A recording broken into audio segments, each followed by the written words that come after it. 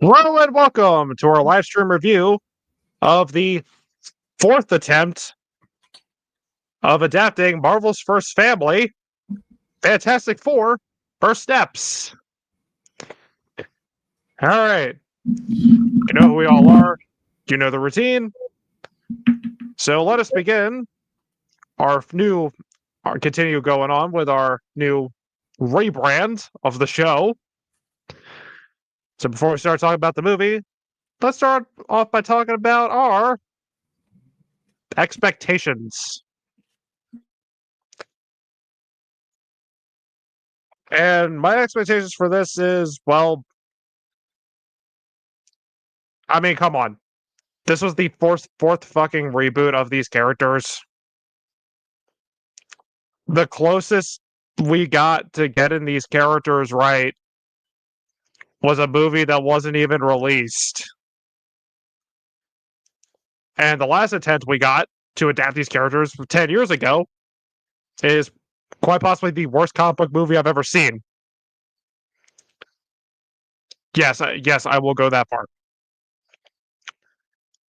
And considering that I've been burnt out on the MCU lately, I was hoping we'd finally get an attempt of getting these characters right, even though it was directed by the guy that did WandaVision, and I did not like how that turned out. But when I saw it was getting positive reviews, I thought, oh my god, are they actually going to get these fucking characters right? Holy shit, like, could a miracle happen? And, what did I think? Well, stay tuned for that. John? So I pretty much had next to no expectations for this. I've been burned by Marvel way too many times. Thank you, Taika Waititi, for that one.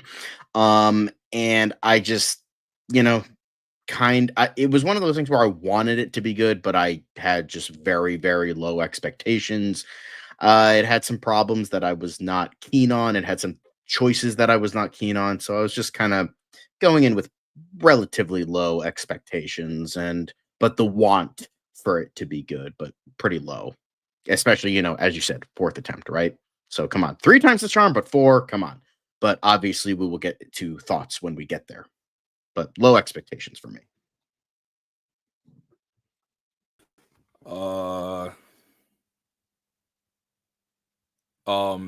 So my expectations on this film were kind of a mixed bag, simply because when this first got released, or when it first got announced this movie was going to be made and John Watts was attached to it, I instantly had Vietnam flashbacks, simply because I am not a fan of of what he did with my favorite character in the entire Marvel mythos, which is Spider-Man. And then on top of that, the casting choices were released, and then that made my expectations a lot more like lowered, because I'm sorry, but I really was kind of getting tired of the Pedro Pascal being an everything trope. And I was not really the biggest fan of Joseph Quinn's casting choice, simply because I wanted another person to play Johnny Storm. But then, I see the trailers and everything, and then I was like, okay, you know what? This movie can be good. I want this movie to be good because, yes, like Devin said, this is our 4th attempt at Fantastic Four movies when it comes to it being in theaters. I know the Corman version never got released, so I'm only sticking it to 4. And the last one that we got was pretty bad. Really, really bad. So, yeah, I would say that my expectations were, I would say, at a medium level. Like, I was excited, but I was also very skeptical because of just Marvel's like track record in the last like couple of releases. All right, so just like with everyone else, my expectations for this were really low. And there's different reasons for that. For one, Marvel's track record, the MCU track record hasn't necessarily been really all that good. Sure, we get gems. You get your Thunderbolts, you get your Deadpool and Wolverine, you get your Guardians 3, things like that. But then at the same time, you also had Quantumania, the Marvels, Thor, Shit and Blunder. Sorry for giving you PTSD, John. and Captain America: Brave New World, which I hated. So, but anyway, but the thing is that was one of the big factors that pretty much lowered my expectations. On top of the fact that, as these guys said, this is the fourth attempt to bring these characters right, and you know what? It's as sad as it is. The closest they ever did to getting all these characters right, like in live, like on the big screen, or I guess small screen, since was the Corman version. That was a movie that had no budget and was never released. So it's kind of sad that out of all of them. In fact, I would even say that the best Fantastic Four movie is not even a Fantastic Four movie, The Incredibles. So, but the point is the fact that this is, my expectations were low just because they've never seemed to get these characters right, and the fact that MCU's track record has just been up, down, up, down, up, down all the time. So it's just. But I mean, I was still willing to at least give this a fair shot. I was willing to give it a chance, have an open mind for it. So, yeah.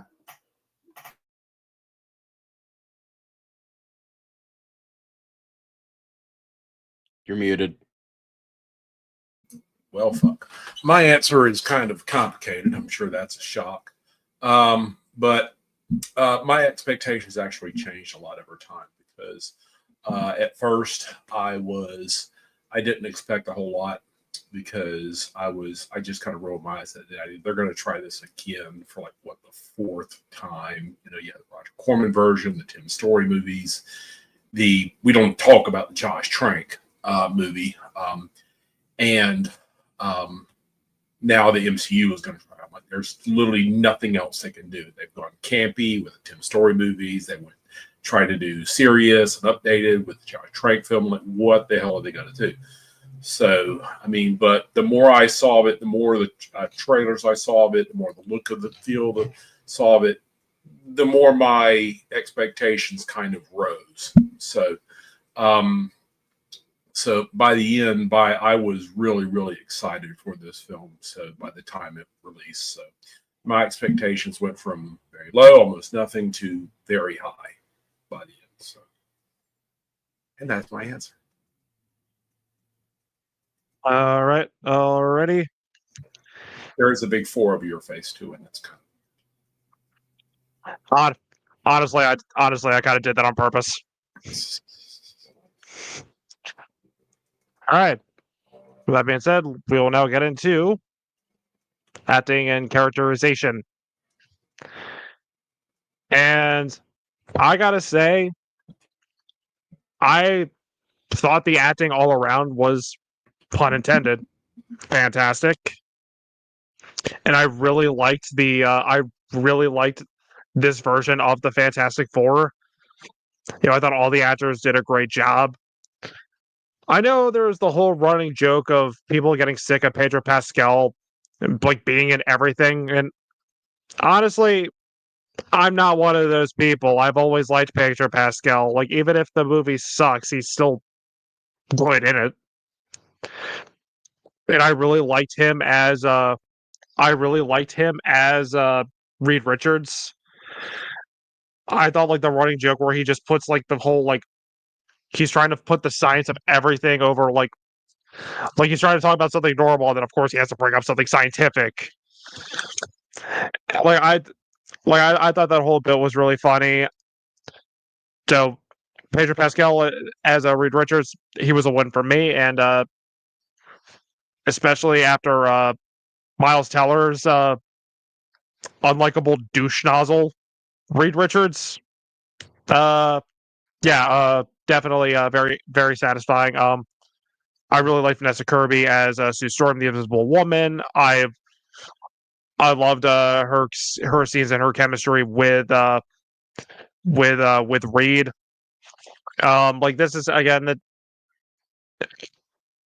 Invisible Woman is the first lady of comics.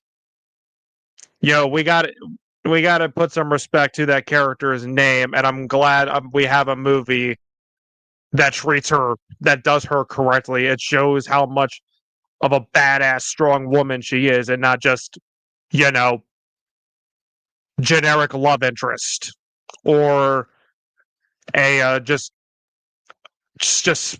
made for sex jokes. Like the speech that she gave at the end before she like before like they go back to start like the final fight with Galactus, like that was awesome. I really like Joseph Quinn as Johnny Storm. He was really funny. Even though we don't see him being like the womanizer or the Rizzler, that Johnny Storm is supposed to be. He's still hilarious. He's still a blast. I loved. I'll get into like one of my favorite scene with him like much later. But there is one scene with him like, holy shit! Like I wasn't expecting this from the Human Torch of all people. And then Ebon something. Eben Moss Bachrock. I think the reason he got cast as the Thing is because he has rock in his name. All right.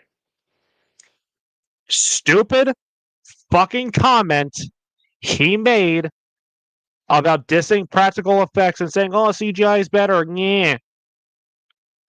Stupid comment aside, I really liked him as the Thing. I thought he did a great job. He was funny. He was a badass. I especially loved the scenes with him and Johnny. And when it comes to like, there's a running joke with him. We'll get into that one later. But it kind of reminded me of Galaxy Quest. I really like Julia Gardner as the Silver Surfer. Ralph Ineson. I've been a fan of that guy ever since I first saw him in The Witch. And I thought he was fantastic and fucking scary as Galactus. And I'm happy we actually got Galactus and not a cloud. Thank you for getting Galactus right. Mardi Gras mask and all. I also really liked Paul Walter Hauser's short role as the Mole Man.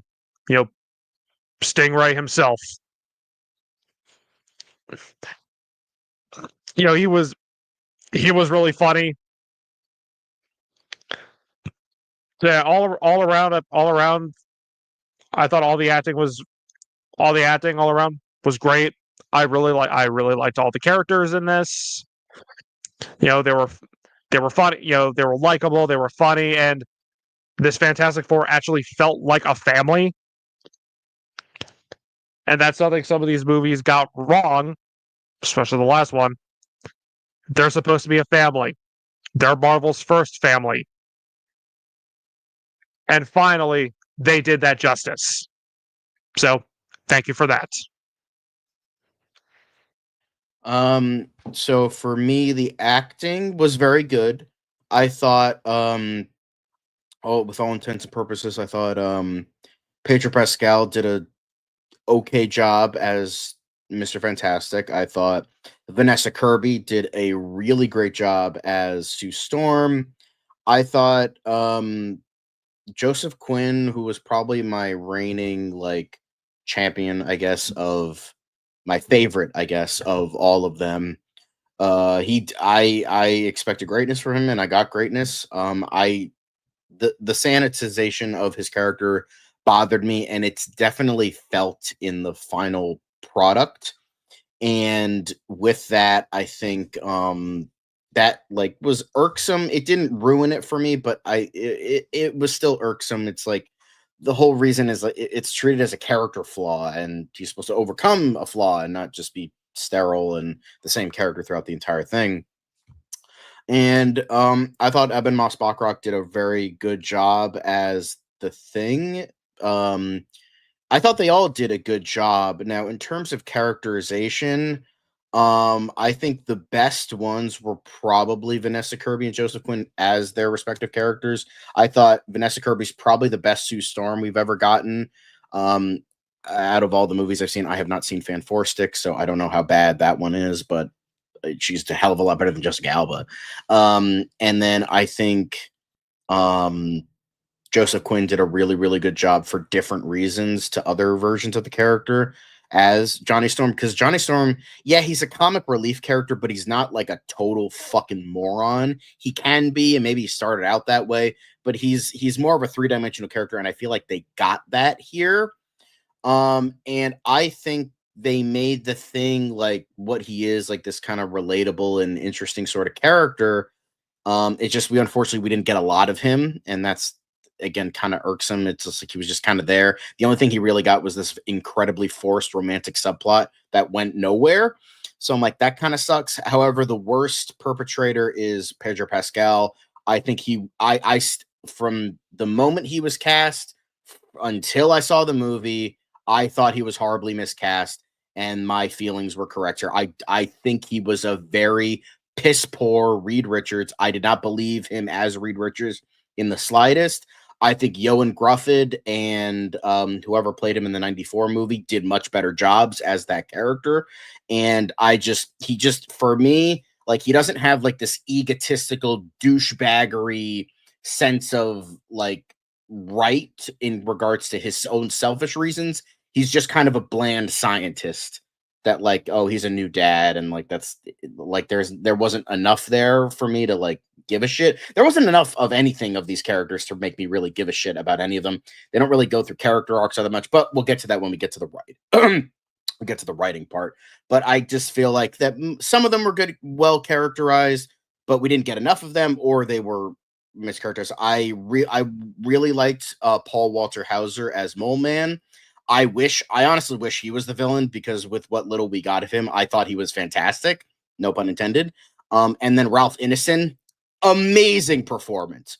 Horribly characterized, but amazing performance. I didn't expect anything less from Ralph Ineson. When I heard that he was actually going to be Galactus, because there were rumors that like, oh, he might be, but then when he was officially, I'm like, oh, that dude's voice alone is going to give us like the best Galactus ever.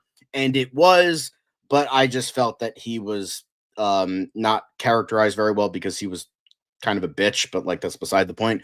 But in terms of all the supporting cast, they all did a really good job. Especially the horribly rendered CGI baby definitely gave the best performance in the whole entire movie. Kidding, of course, but most of the acting was good. I think it was hit and miss in terms of characterization, though. On to Jaden. So, characterization and acting. We'll just get the easy one out the way. I don't think anyone folded in their performance. I think everybody gave it a pretty well performance. If I want to go on to say who gave the best performance, I would say it was Vanessa Kirby. She was great when it came to the emotional scenes. She had by far the best scene in the film with her speech. I think that one scene alone blew like Jessica Alba and Kate Mara out the water. And it's a shame that it took what year did the Corman version come out? Like, what year was that made? It was 94, made in 94. 1994. 1994. So it took 31 years for Sue Storm to finally be done right on screen. And it's ironic that it took the MCU to do it, but because they have not done a good job when it comes to writing characters, especially likable characters. I'm sorry, but they haven't done a great job when it comes to writing women characters recently. So I really do enjoy like that Sue Storm was done right, because she is one of the first, like she's one of the founding like female superheroes in any media. I know everyone gives Wonder Woman, their praise and everything, and she does deserve it. But Sue Storm also she also is like deserves a lot of respect and a lot of flowers, because she is one of the first female superheroes in any comic book, and I'm glad that she was done justice here, because and I really do hope that Vanessa Kirby becomes one of the mainstays in the MCU when it comes to like female like superheroes, because I feel like in this day and age we need like a definitive face of Marvel when it comes to because it would have been Captain Marvel, but Captain Marvel was not written well. Sadly, Natasha's no longer here with us, at least in movie timeline. So I hope it's Vanessa Kirby, because she has the charisma and she is a great actress, and she did amazing in this film. Now the characterization, I will start off with the one that I really like the most, Joseph Quinn as Johnny Storm. Yes, I do think his characterization was watered down, and he was very much he had his moments of immaturity, but it wasn't as egregious as we would say Chris Evans in the Tim Story films. He was watered down, but it wasn't to the point where it was like, okay, like he's a completely different character. He had moments where I was legitimately floored. His relationship with Shia LaBeouf, which I will get to in a second, was definitely undercooked and it wasn't developed all the way. But the moments that they had together were really well done. And I do like how the film decides to show Johnny's intelligence, even though he is not a scientist like Reed. He is smart in his own way, and there is a reason why he is a core member of this team, and he's not just a guy like a hothead who doesn't have intelligence.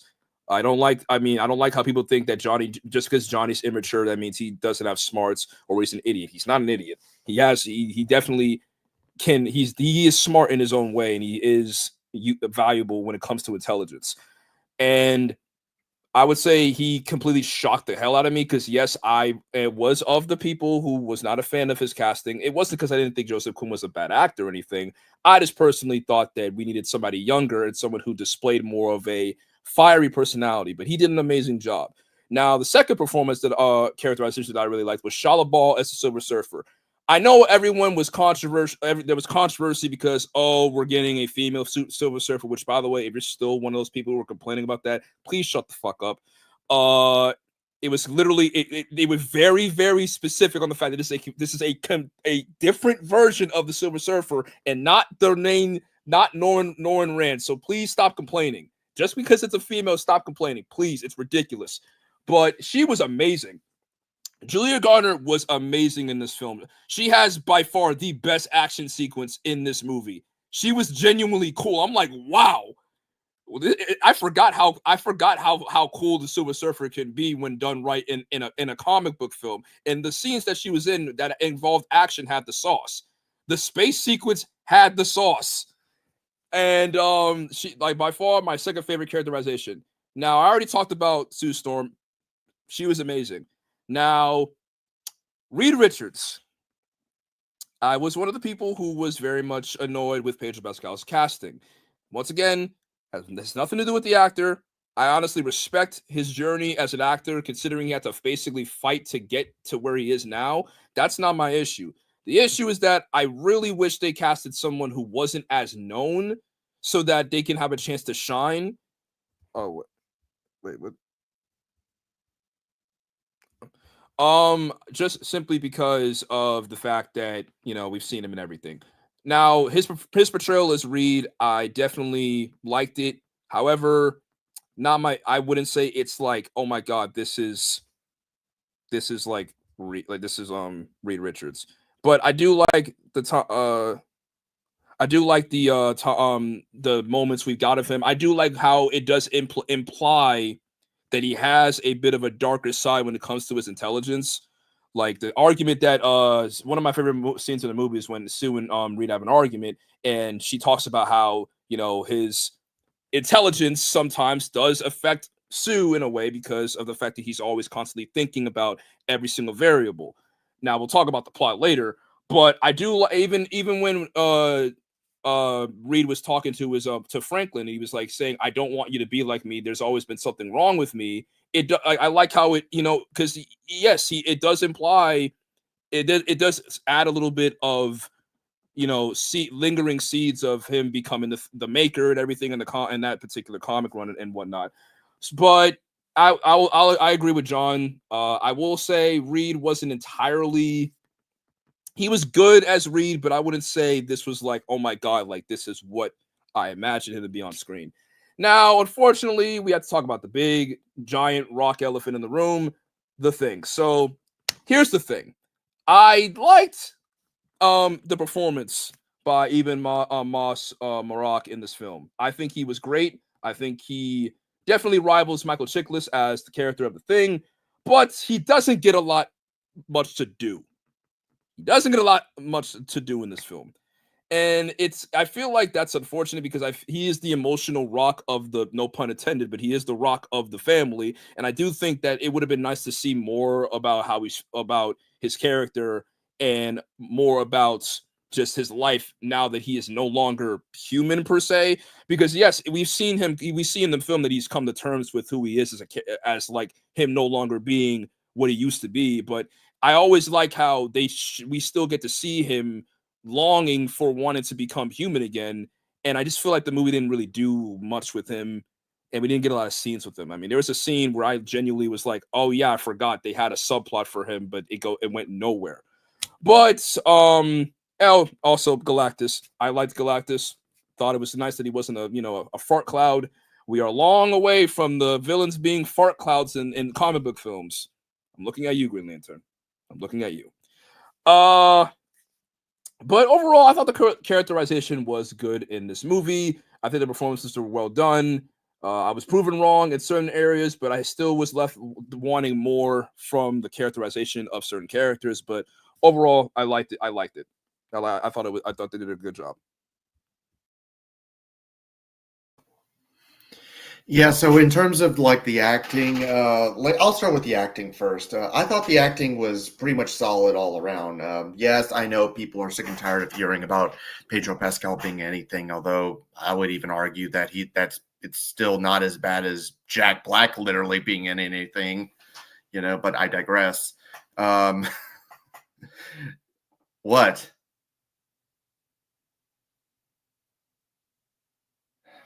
All right, whatever. Anyway, I honestly thought he did a really good job with playing Reed Richards.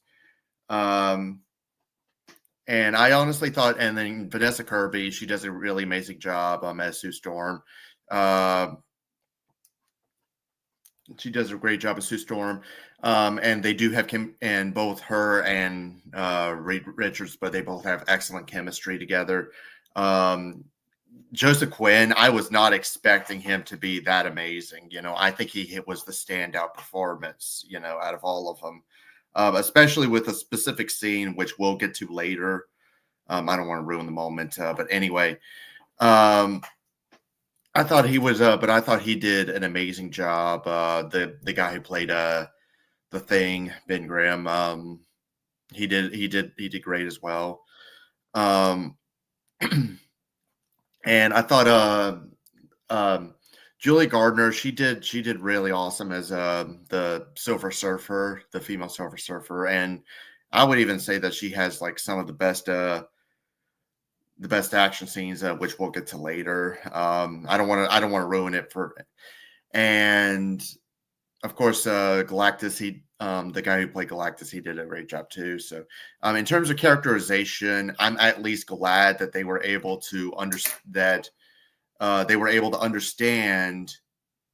these characters, unlike fan force shit. And I'm calling it fan force shit because that's a more appropriate title.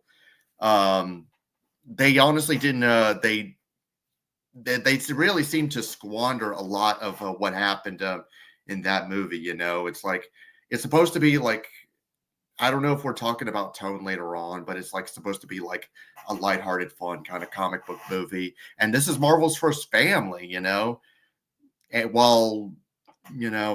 I thought they handled it great here. And I'm glad that they didn't, that Reed Richards wasn't a piece of shit who pretty much tries to leave everybody behind, including his best friend Ben, even though, I'm glad they didn't do that. And also on the side notes, I forgot to mention this, Paul Walter Hauser, he did a great job as Mole Man. I would have liked to see a little bit more of him. I think he did an awesome job. And I'm at least glad we finally got to see the Mole Man on the big screen, you know? Because fun fact, we were originally Josh Trank wanted to have the Mole Man in the shitty 2015 version, but Fox pretty much said no, it has to be Doctor Doom because he's the most popular Fantastic Four villain. And then they had to kill off what's the guy who was supposed to play Harvey Elder in Van Force? Tim Blake Nelson. Tim Blake Nelson. Yeah, thank you.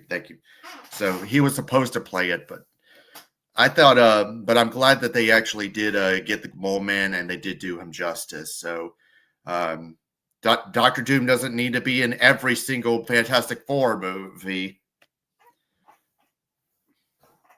But anyway, I'm pretty much rambling at this point. So, but yeah, the acting was solid.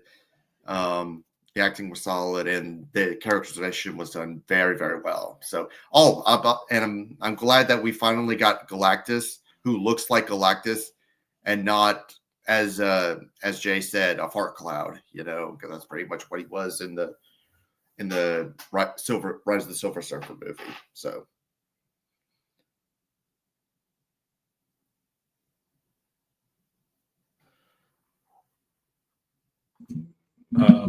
I thought I'm going to keep mine short and sweet. I thought the characterization was spot on. Thought it was really good. All the characters. I do not give a fat fuck that Reed was not portrayed as enough of a jackass because, I mean, you portray him as a jackass, he's going to be seen as a jackass. He's going to be an unlikable dick, which people aren't going to like him. I don't care if it's inaccurate. It sucked. It would suck. You know, I mean, shit. So, I mean, just because it's in the comic doesn't mean they make it good. So, I mean, you know, honestly, sometimes fuck the comics. You mean, this was better. So you got enough of a hint that he's sometimes focuses on logic to the exclusion of all else. So you got enough of that in there, I think. So, and most importantly, they got, you know, the most important thing here is they got the chemistry right between all the characters. They felt like a family. They felt like a true family. He and Sue felt like there was a genuine love story between those two, that they genuinely were in love. Vanessa Kirby is fucking amazing, of course. Pedro Pascal, I was never that upset. I mean, I wonder, it's funny that he keeps being cast and everything, but I mean, I just, you know, I didn't care that he was cast because, I mean, he's always fantastic. So, but I mean, no, I mean, I thought it was the best thing was the chemistry here. That was the real heart of the film. That's what they got right in this film, was focusing on the human element. You know, they felt like a film. Yeah, Joseph Quinn was fantastic. They actually made him intelligent in this. You know, not just some over the top womanizing asshole. You know, so I mean.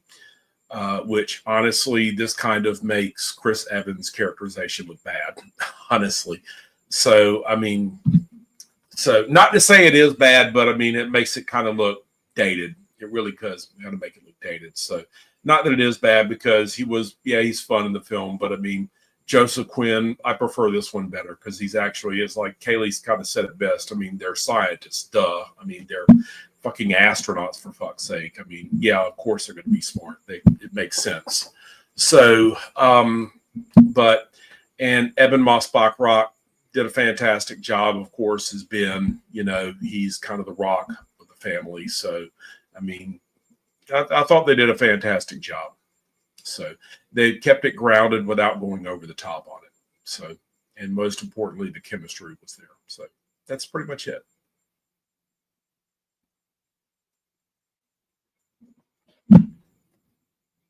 I don't know. Just a heads up, I did trim some of the topics from our last video, just because there was a lot.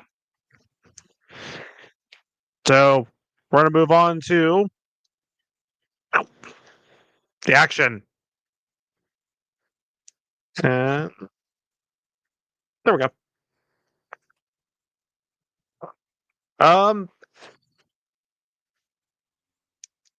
The action scenes to me, all around are oh yeah, well, you know, there is 4 of us. I thought action scenes all around were a lot of fun, even with a little bit of that trademark wonky Marvel CGI. They still looked good. And by the way, I do appreciate the reference to the cover of the monster from the Fantastic Four's first appearance. Thank you for including that. I would say like my favorite action scene's easily like the first big one with the Silver Surfer. I also liked the little montage of them fighting like each of like some of their enemies from the comics. Um, and of course, then of course you have the big fight with all of them teaming up to stop Galactus, and they push him into the portal, and the Silver Surfer comes at the last minute to help them. That was a pretty thrilling action scene. So overall, I would say action scenes got a thumbs up out of me, even with the trademark Marvel CGI that I am. It's honestly it started to become a drinking game. Like take a shot every time we complain about the Marvel CGI. Well, we're gonna keep doing it. Stop holding your VFX worker hostage. So for me, in terms of the action, what few action scenes there were, I think like two of them. Well, three if you include the opening montage. But the opening montage was, in terms of those action sequences, what we saw of that was fun. The third act action scene with Galactus. And by the way, I did forget Julie Gardner did do a great job as the Silver Surfer. I did forget to mention her.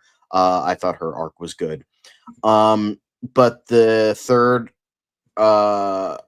action scene was good and thrilling, but it did kind of reach typical Marvel fare, which is not bad. It's usually typical Marvel fare is, fine as long as it's like good. And it was good. It's just like, I've seen this song and dance before.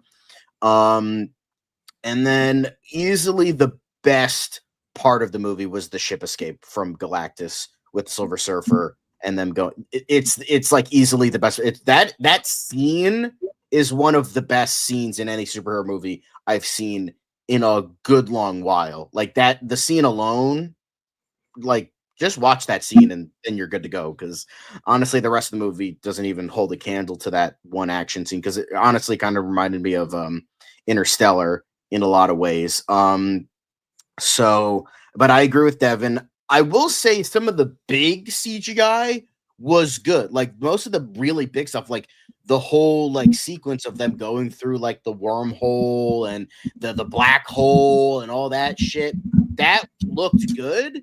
And then like you have like the Thing talking to the school teacher, and you could tell it's like on a green screen and it looks like dog shit. Or as I said, the CGI baby was terrible. Or like I remember Reed Richards talking to the press, you could tell that was like on a green screen. So most of the time it was fine, but like there were a couple. This is one of the better time. It's not like Marvel's levels of bad. This was like actually seemed like they actually put work into it. Just not as much as some other movies, but like it was still surprisingly better than what we've gotten in the last few Marvel movies. So I'll give them that. But yeah, the action for the most part was good. I mean, I wish there was like maybe like one more like noteworthy action scene, but I'm not going to complain because what we did get, that one amazing scene, the score, which we'll get into later, the action of it all, the chase, very thrilling, very well done. That scene alone was fantastic, as we keep saying by act. We're going to keep saying fantastic over and over again throughout this. Just take a shot at this point. You're probably going to have alcohol poisoning by the end of the review, but I'm just going to say it was fantastic. That scene and the other ones were good, not great, but yeah, that one action sequence was great. So, when it comes to action, this seems to be a tipping scale when it comes to action within the MCU recently. We'll have a movie where the action is amazing, like the Thunderbolts or Deadpool Wolverine, or we'll have a movie where the action is terrible, like Captain America: Brave New World, which breaks my heart because I actually like that movie. In this movie, I would say the action is really good. The opening montage. Now, when it comes to establishing, the lore with Fantastic Four, considering we've already gotten this done, like the origin done multiple times, I do appreciate that they do it in a way that isn't like, hey, listen, we have to get through this. They actually do it in a very interesting way. We're comparing this to another comic book movie that came out recently that does kind of something similar, but it's a lot more fast paced. I would say to do a better job with this compared to that movie, because they actually show us the adventures that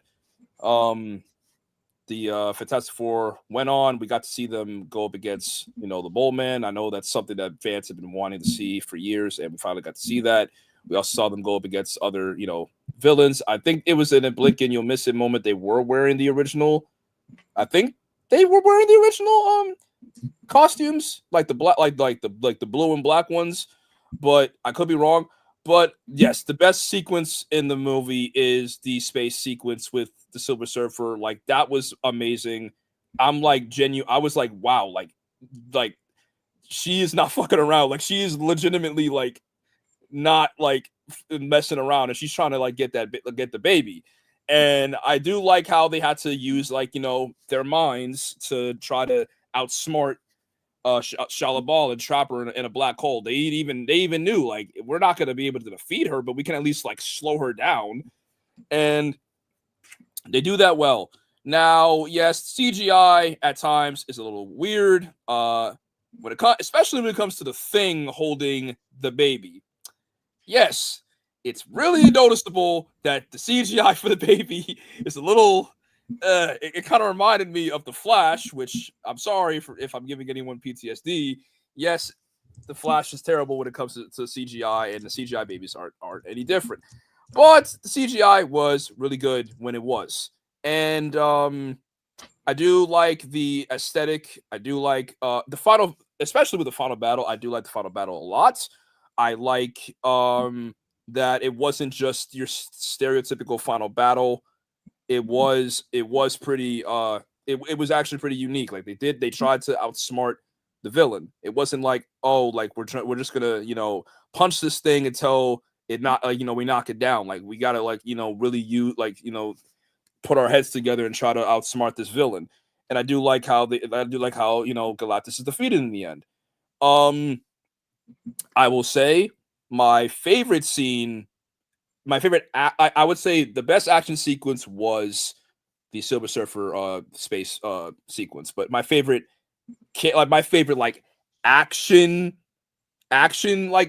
scene was when we see Sue Storm legitimately carry the entire Fantastic Four on her back and basically hold off Galactus like by herself. That genuinely was amazing. Like, I legitimately was like, oh my god, like, we are finally seeing Sue Storm done right on screen, and we finally see her using her powers in a very creative way, because we see, we'll talk about it later in the plot, but it was just amazing to really see Sue Storm like use her powers, like use we got to see her use her powers like to the best of her ability. And yeah, I would say the action was pretty well done. We didn't get a lot of action sequences, but when we got them, they were done really well. It wasn't what we've seen recently. They actually tried to make it interesting and do something to do cool stuff with it. So I will give it like an A. I'll give it A plus.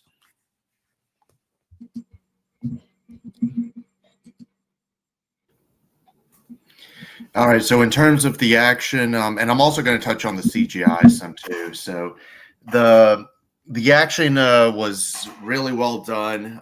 Some of my favorite action scenes were of course, when they were going through the wormhole, and the Silver Surfer, Shalaba, she's just like surfing right through the wormhole.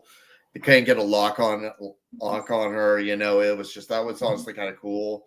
And of course the moment where the big action scene at the end where Galactus finally comes down, starts stomp through the city, because I thought that was pretty cool. And I'm honestly, and I will say that in terms of the CGI, the one problem I have with the CGI in like a lot of recent MCU movies is that the CGI does not look good. I think the last MCU movie that had at least decent CGI was Endgame. Maybe, I don't know. I have to think about it. Because I maybe there's another one that's not coming to mind. I don't know, but it's like for the most part, the CGI looks like shit in recent MCU movies. But I honestly thought here I thought it was well done for the most part, and I will give John and Jay that the CGI baby was noticeable when the thing is like holding it, but it's like I felt like. Other than that, I felt like it was well done. It's a big improvement over the last I don't know how many MCU movies in a row have we had that was like had really bad CGI, like Shit and Thunder, the Marvels, Quantumania, things like that. I mean, even some even some MCU movies that I actually like Thunderbolts. I will admit the CGI was terrible in that, so it was really wonky in that one. Even though I still like that movie, but I honestly thought like the action was really well done. CGI was well done for the most part. So, but I think that's pretty much all I got to say. So. By the way, I would also like to apologize if be switching people takes a little bit. My mouse is messed up, so I'm now using my mouse pad.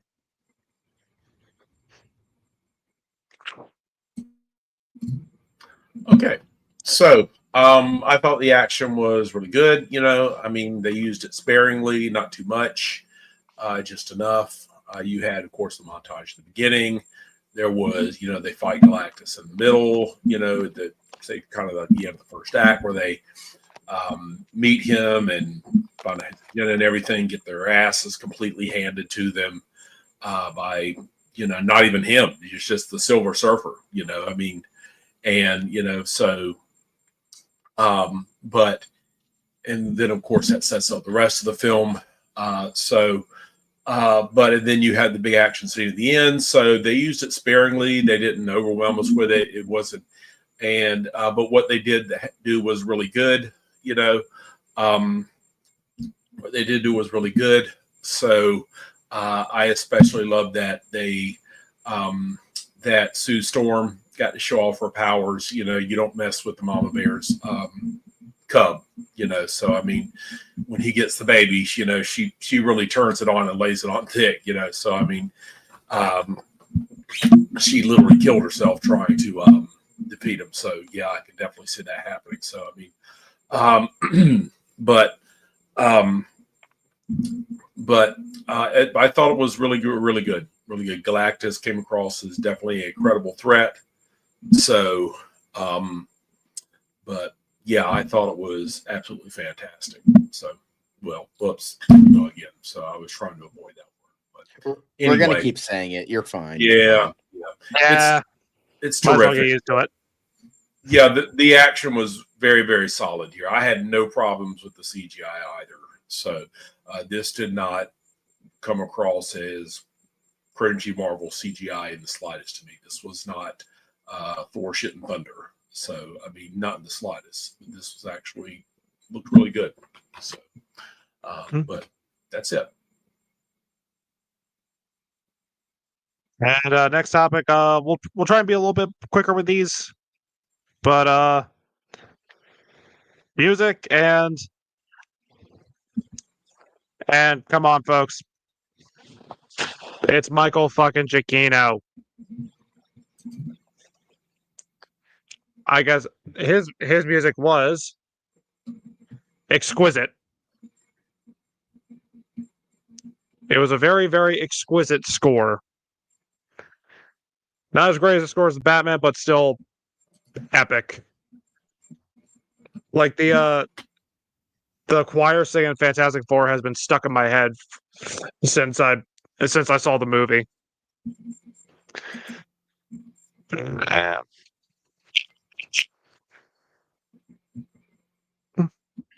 Didn't realize that. Okay. But yeah, I agree. Michael Giacchino, fucking GOAT. He's arguably the greatest film composer we have in the 21st century.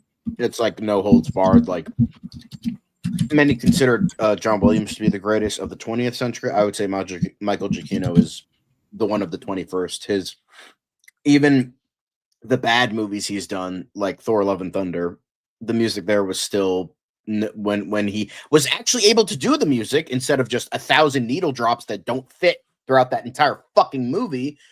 You can tell the talent is there. The talent is there, and this was no exception. Like thrilling, like I feel like he touched on like 10 different genres.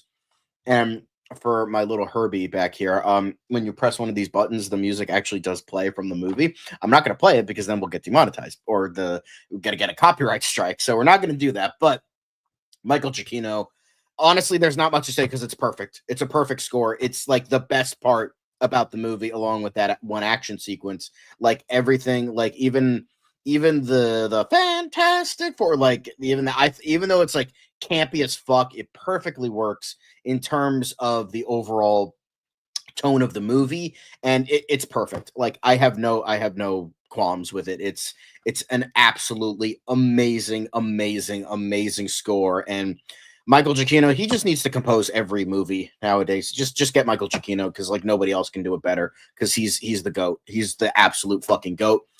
I mean, considering that he did the previously best Fantastic Four movie of all time, The Incredibles. So they're like, let's get him again for this. It works. And since The Incredibles is still the reigning champion, best Fantastic Four movie, they're like, sure, boom, get him on here. So yeah, Michael Giacchino, absolutely perfect. Not much else to say. Just it's an absolutely amazing score. I mean, what else? What else is there to say? This is the same dude that like scored the Incredibles. Like, I don't think anyone should be doubting Michael Giacchino's ability to make a great score. So it was amazing.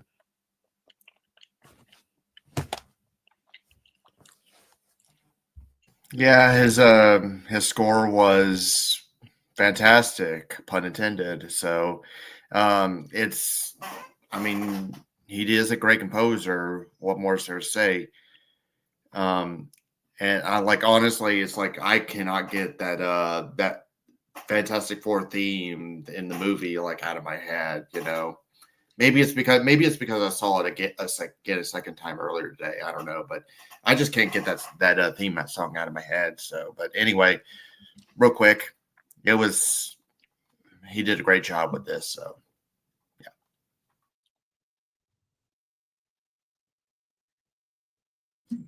It's fantastic. It's terrific. It's a terrific score. It's a great score. It's really the best thing I like about it is that it really complements the retro futuristic vibe that they were going for very well. You know, the time period, you know, say 60s era, so to speak, 50s, 60s, and they were aiming for. So, yeah, very good score. And again, I'm using my mouse pad because this stupid thing decided it wanted to stop working. So fun times. Maybe I should get a new mouse, or I don't know, maybe get new batteries for it. So our next topic is editing and pacing, and I would say this is probably where I had to deduct some points. I wanted more. As much as I think this is a genuinely great movie,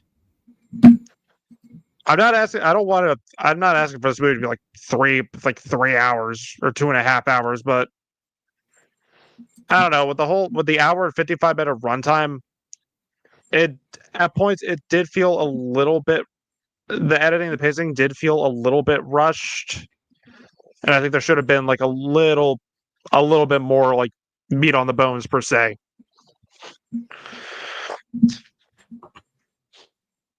But yeah, again, I wanted more. I'm not asking for Seven Samurai here, but I do think there could have been a little bit more.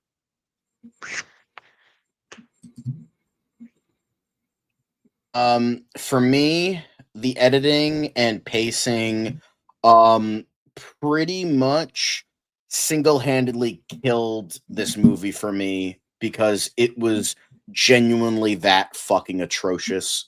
I felt you can clearly tell that this movie was edited down to reach less than 2 hours for some reason. Like the opening flashback sequence, while the action was pretty good, it was haphazard and messy, to say the least. And it never quite reached like a actual like proper through line of a movie. Like it felt it was stumbling and falling to have any sense of drive, to have any sense of feeling like a proper movie, and then it eventually limps to the finish line like it just could never really get there for me. It felt so messy. There was no rhyme or reason to the scenes. There was no flow. The structure was absolutely terrible. It felt like one giant first act and then the third act, which is something I've noticed in recent Marvel films. I don't get like I don't know if the editor was blind or asleep or both, but the editing it's not just like, oh no, it was bad. It was actually fucking bad. Like this is probably one of the worst edited movies I have seen this year. And I've seen plenty of movies that are worse because everything else is worse, but this is probably the worst edited movie I've seen. Like this should not have been in theaters with how bad this fucking editing was. And because of that, the pacing felt incredibly rushed when it didn't need to be. This needed like at least 20 to 30 more minutes to actually feel like there was anything in, like it felt like major character arcs were cut out. It felt like so much was cut down. It felt very choppy. It felt just it didn't feel almost like a movie to me. Like there was a lot of things I liked, but this was like the killing point for me. Like I wanted to like this movie more. I wanted to be engaged, but the editing was so bad that I could not be engaged because it just felt, it was just bad. Like and that's sad to say because the rest of it was pretty good or even great, but the editing was bad. It was very, very bad, and it's very disappointing to say that because that kind of killed the movie for me. Very, very sad to say, but yeah, I was just in awe of how bad it was, and that sucks. But yeah.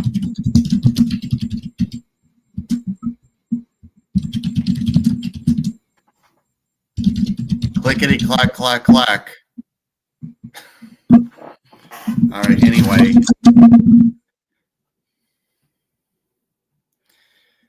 if he does that again, Devin, can you Phantom Zone him? Thank you. All right. Anyway, the editing and pacing. This is honestly where I probably have a little bit of issues with. It's I like, honestly, it's not like too bad. I'm probably like, in as much as I really love this movie, as much as I really love this movie, I will say that it was a little bit rushed at times. Maybe it probably could have benefited from maybe an extra 20 minutes. But yeah, that's anyway, it could have been a little bit better. But I mean, I don't think it was like too bad. So I thought it was like, it's fine enough for what it is, but maybe it could have been better.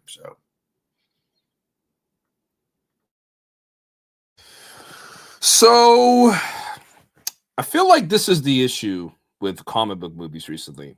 It always comes down to the runtime. Just checking did we voice our opinion? For Superman? Did we criticize the pacing in Superman, or was it like, will we say the runtime of Superman was like pretty decent? I'm actually wondering. Like I'm saying this to make a point. I thought the editing in the beginning was a little off, but Okay. outside of that, I felt it was very well paced.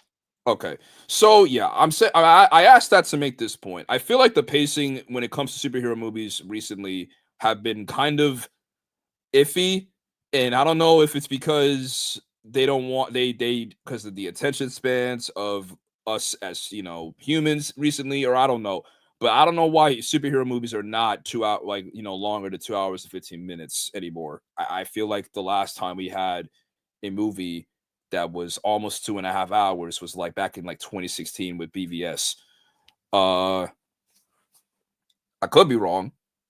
Blade Runner 2049 was like 2 hours 40 minutes. Oh, I mean, I'm talking about like Marvel DC movies. Oh, okay, okay. Sorry, my bad. Yeah, I'm talking about Marvel DC movies, but yeah, I don't know, and it's kind of the problem with this movie here because I feel like we get through this movie very, very fast, which is a little disappointing because I feel like there was a lot that was left on the cutting room floor. For example, anybody remember that apparently there were certain scenes that were cut from this film. I mean, from from the leaked trailer from Comic-Con. Remember there was a scene where Ben was in a dating show? Remember that? Yeah. Or John Malkovich was cut too. John Malkovich. Remember when John Malkovich was supposed to be in this movie? Honestly, you know what? Screw the other format. I'm just gonna do it like this. All right. Like John Malkovich was supposed to be in this movie, and he's no longer, and he got cut at the last minute. And apparently there was a lot of scenes that were left on the cutting room floor. I mean, the scene where we see Ben and Sue talking, not in the movie. And I feel like that works against. I feel like that really hurts this movie because I feel like we should have had a lot more scenes fleshing out these characters and them being more of a family. Obviously, we had that, but is it bad to say that I wanted more? I wanted more. I feel like we kind of went through this movie a little bit too quickly, especially with Shia LaBeouf's character, because she kind of turns heel very out of nowhere. It's not that I have an issue with her doing it. It's the fact that the last time we saw her, she goes away, and then all of a sudden she comes back in a fake out, and it's like, oh, okay, I'm about to betray my master now. Like, okay, that was a little out of nowhere. I would have liked to have seen what led her to that turning point instead of just, oh, it's implied because of reasons. And yeah, the flashbacks were done well, but there was a certain moment with the editing in this movie where I was genuinely confused. I'll talk about the scene. So it's when they're ready to go off into space to go talk to Galactus. And it's a montage of where Ben and Reed are talking before, like it's kind of like it's one of those montages where they're while they're talking, it's when they're getting ready to do said thing.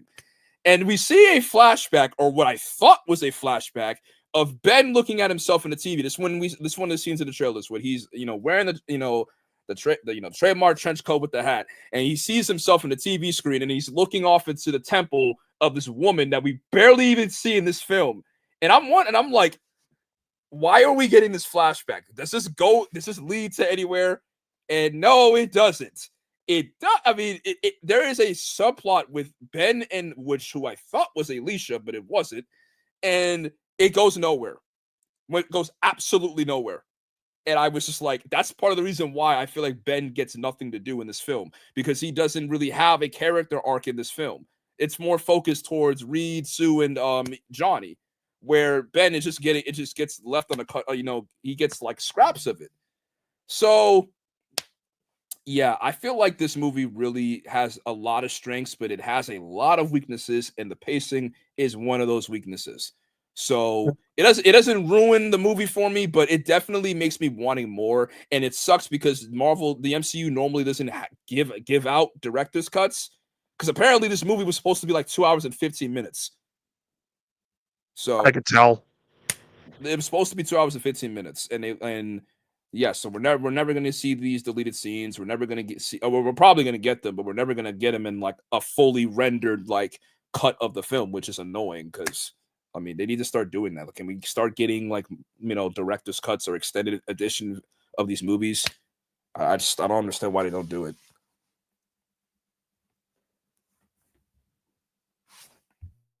Yeah, very, very, very fair. And now we're on to the plot and the story.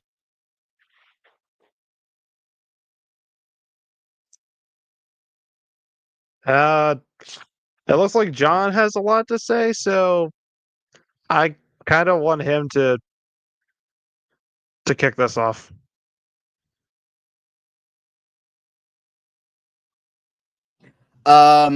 So for me, I'm glad I'm probably not going to have any pushback with this, but in regards to the plot and story, this was probably the next biggest weakness for me was the plot and story. I felt like the plot was like okay.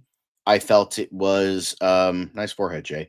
I felt that the plot was like it was very run of the mill. Felt like, oh, family family of superheroes has to, have face their toughest battle yet with Galactus, and they want their only son as a sacrifice because of his power. Okay, fine. But the problem I have with a lot of this movie is that the character interactions, not the character interactions, sorry, the character arcs. Although the character interactions are for the most part okay. I didn't feel the chemistry between Pedro and Vanessa in terms of those characters. It was like okay, but I'm like, it could have been a lot better. And I feel as though that a lot of there were no character arcs in this movie. There were none. There were simply none to me. They were the same at the beginning as they were at the end. They were the same character. And the thing is, this could have worked because there's this thing called a flat arc. I don't know if anybody knows what a flat arc is, but I will explain it for the audience anyway. So a flat arc is essentially an arc for a protagonist or ensemble of protagonists where they do not change throughout the entire movie. However, the people around them change. Superman kind of did this, where all the supporting characters were like inspired by Superman and become better because of that. However, in Superman, he also had a little bit of an arc as well. But here, that you could have done that. But the thing is, the supporting characters don't really change around them either. I mean, sure, Harvey, the Mole Man, like offers them Subterranea as a place of, safety. Sure, I guess. But nobody really changes. Nobody really grows. Nobody really they don't feel different by the end of the movie. And because of that, I didn't really care about them. I didn't care about these characters. They felt hollow to me. They felt empty. Like for the most part, a lot of these characters felt like archetypes. They didn't feel like three-dimensional characters to me. Pedro Pascal's Reed Richards just felt like the scientist archetype. Sometimes Vanessa Kirby's Sue Storm felt like just the mother. Johnny Storm at times felt like the comic relief, and then the Thing felt like the relatable one. But the thing is, we barely got any of that, so that brings that relatability down to like next to nothing, except for this forced romantic subplot, which we've already talked about. So because of that, I didn't feel for these characters, and it didn't grip me. It didn't engage me. So in combination with the horrible editing that like took me out of the entire movie, I didn't care about any of these characters. I didn't care what was going to happen to them, with the exception of like the interstellar like ship escape sequence, because that was phenomenal. But the rest of the movie, it just felt like nothing. It felt like a whole, not like nothing like Thor: Love and Thunder levels of nothing. That's nobody can reach that levels of nothing. I meant just like, because the thing is, I was still charmed by the movie. I loved the retrofuturism. I loved the world of it all, but it's kind of bad how I'm more entranced with like what TVs and Times Square looks like than what these characters are going through. And that's not good. Like, okay, just because I care more about what the old Coca-Cola, advertisements look like means more to me than what your characters are going through. I felt that Galactus was a bitch. I felt he was a bitch. I felt he went out like a bitch. The Galactus is supposed to be one of the strongest and most imposing villains in all of the Marvel universe, and he went out by getting shoved into a portal. Okay. By a person. And by the way, I'm just gonna say this. I'm just gonna fucking say this for all you goddamn Marvel stan hypocrites. So you bitched and whined when Rose Tico booted Finn out of the way in Last Jedi, but it's okay when Shia LaBeouf does it? Bullshit. Bullshit, I say to you. Bullshit. So, and because of that, on top of that, because my dad complained about this too, I was like maybe, but then when I thought about it, I'm like, no, that doesn't work. And I agree with my dad here. Charlotte, they didn't give us anything. Jay touched upon this too, but Shia LaBeouf had no arc. Like, don't get me wrong, the scene with her and Johnny where she's like chasing him through like Times Square, and then like, these are your people screaming for you. Another amazing scene, by the way. That was a great scene, but there was nothing for her to like have that heel, as Jay mentioned, the heel of like that 180 turn of like booting him out of the way and then sacrificing herself to kill Galactus. Where the fuck did that come from? Because it didn't, there, at most we get vague implications throughout the movie, but we didn't get anything. We didn't get like any like major, like give us like a scene or two of her being like, wait, this guy's a piece of shit. I remember my people. I remember why I did this in the first place, because I wanted to save them. Let me save these people too. But more concrete than what was given to us. And that was a whole bunch of, I half expected them to say, for Shia LaBeouf to say, this is how we defeat them, not by killing what we hate, by saving what we love. And it's just like, bruh, like, I'm like, are they actually going to kill Johnny Storm? Yeah. Oh, you fucking cock teased us, Shackman. You cock teased us. Fuck you. Because I thought we were going to get a negative zone scene like in the comics with Johnny Storm sacrificing himself. But nope, we didn't get that. However, I was excited that, after Sue Storm gives her everything to save her child, she's going to get killed. Nope. Magic Baby Ex Machina. Also, fuck you. So, just a whole bunch of, and the thing is, that could have given us an amazing segue into Doomsday. Reed Richards, because his wife is dead, he becomes so obsessed. Like, how do I save her? Other universes. So maybe he stumbles upon the Council of Reeds. Maybe he, he's like, I need to save my wife. I need to save my wife. I need to find some way to go across the cosmos to save her. And maybe he stumbles upon the Council of Reeds, who's like, hey, don't do that because of like reasons here, that, and the other thing. I get that.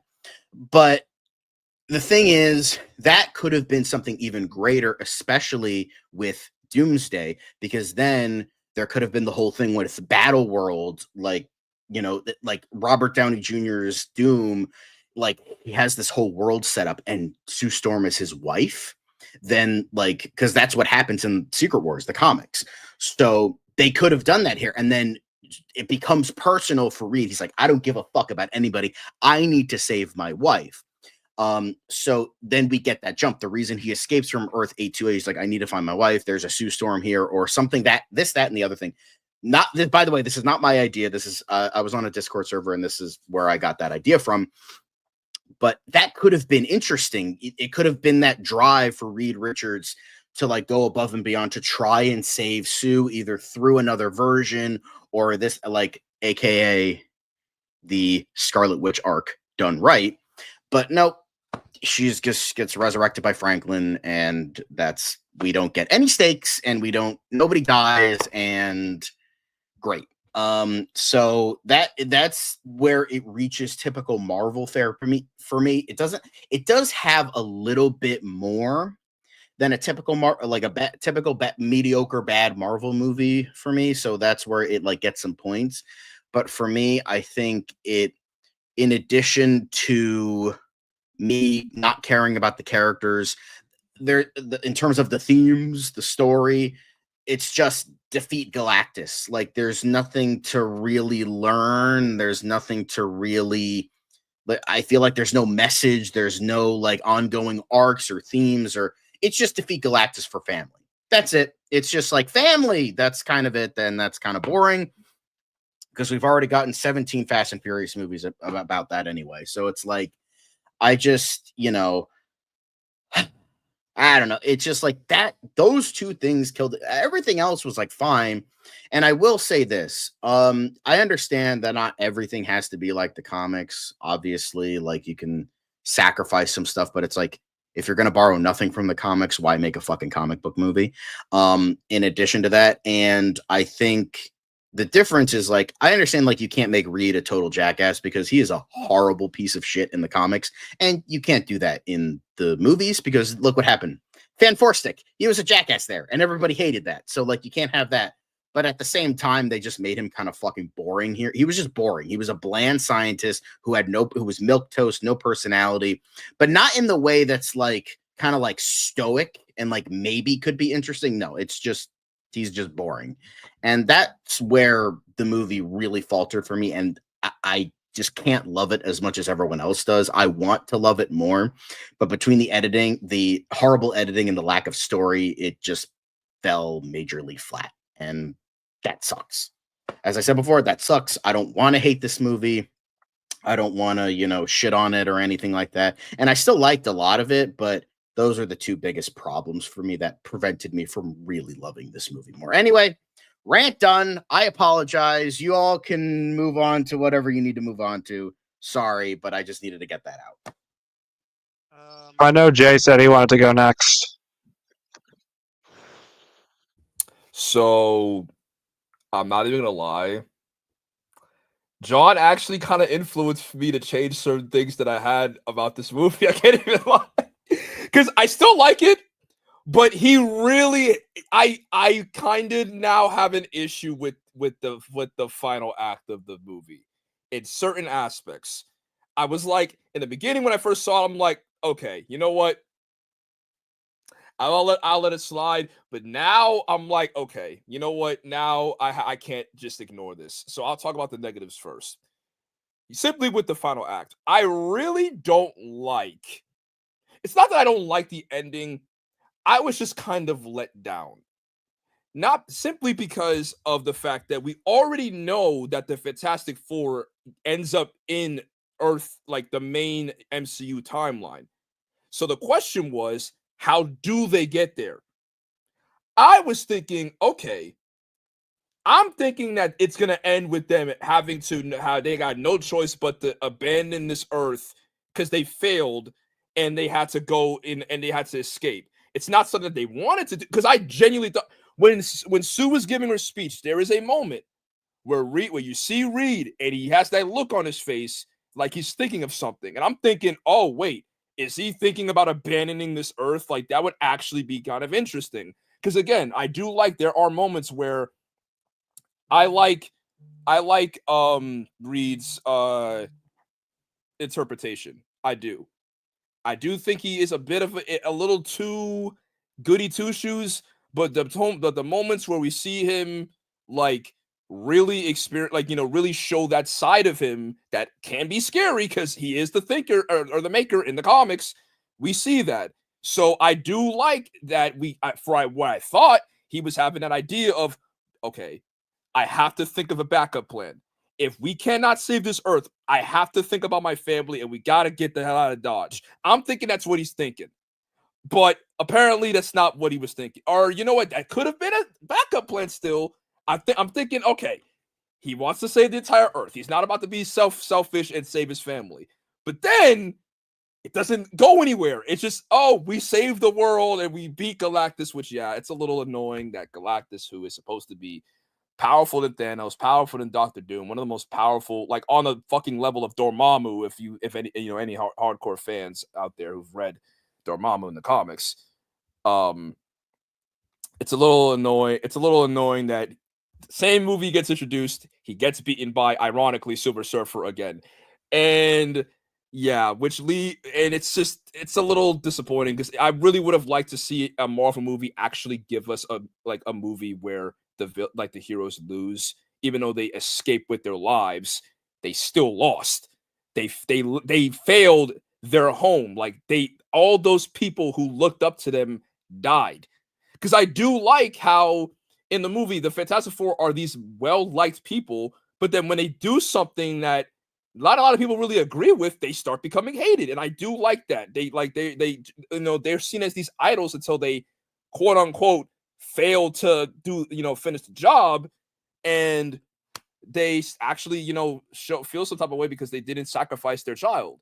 And I do enjoy that we get to see like not like just because they're these they idolize the people doesn't mean that they're exempt from looking at them as these like like they can't do no wrong. So yeah, I was a little bit let down with the ending. I thought that it was gonna go for a more darker ending, which explains how they end up in the main MCU timeline. So yes, and now yes, let's talk about the CGI elephant in the room, the baby resurrecting Sue Storm.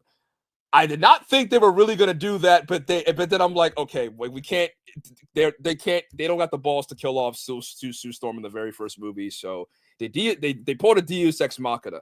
Now, as somebody who likes Shazam, Fury of the Gods, and they pulled the biggest Deus Ex Machina of all time with Wonder Woman coming out of nowhere and resurrecting Shazam, I don't have a problem with this, but it is kind of silly. It is a little bit like, all right, like we kind of saw this coming. So, and then again, I kind of already talked about Shia LaBeouf just turning heel for out of nowhere. It's like, dude, what led you to this conclusion? It would have been nice if we actually saw you, come to this conclusion on your own instead of just it being implied because it's a superhero movie. And yeah, I definitely, now to add to what Mark said earlier about Johnny Storm, I do think that him being watered down kind of it leads to this moment being a little bit like it would have been kind of cool if he was going through a character arc of him being more selfless and then him being like tell Franklin Uncle Johnny loves him. That would have hit a lot harder because I actually thought he was gonna die. I'm like, no, you're not about to do what I think you're gonna do. Because I do think that at least we could have had someone go through a character arc in the film. I mean, I know people hate on Rise of the Silver Surfer, but that's Johnny's movie. Like Johnny is the one that goes through a character arc in the film of him becoming less, more selfless and becoming someone who isn't all about themselves. So it would have been nice if we had certain characters go through character arcs, but beggars can be choosers.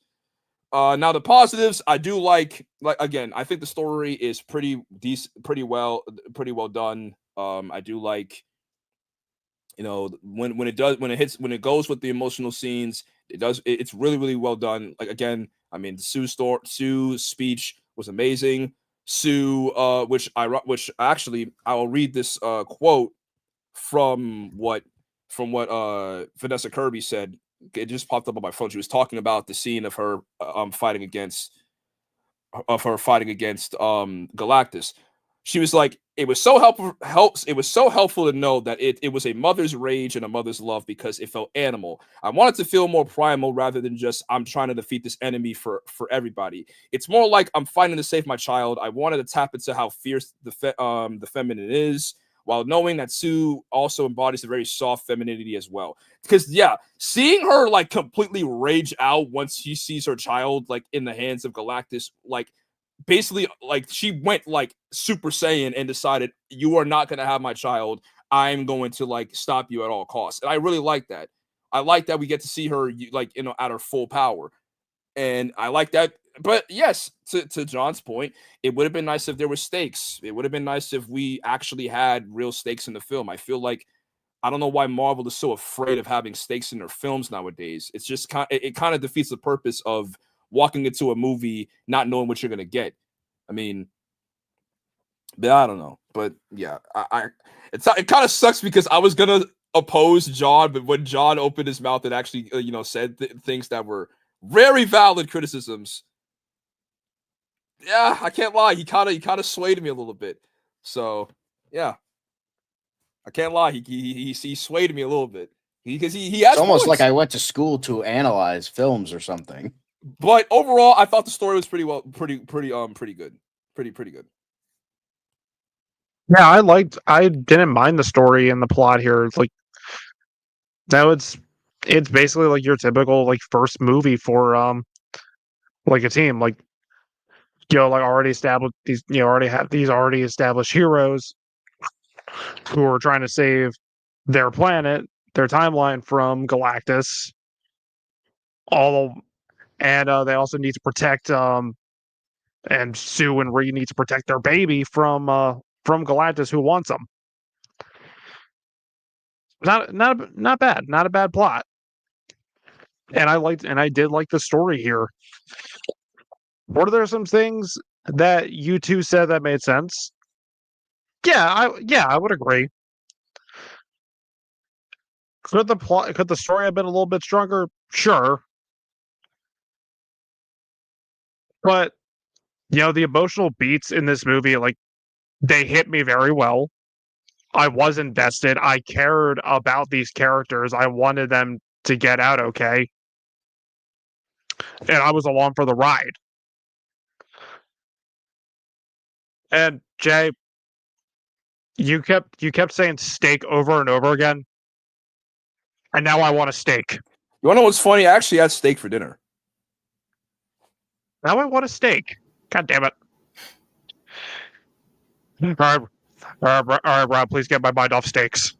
All right, I'll make sure to get your mind off of steaks and pretty much decide to get into pork chops. I'm kidding.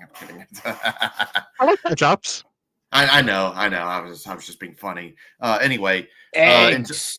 Eggs. There you go.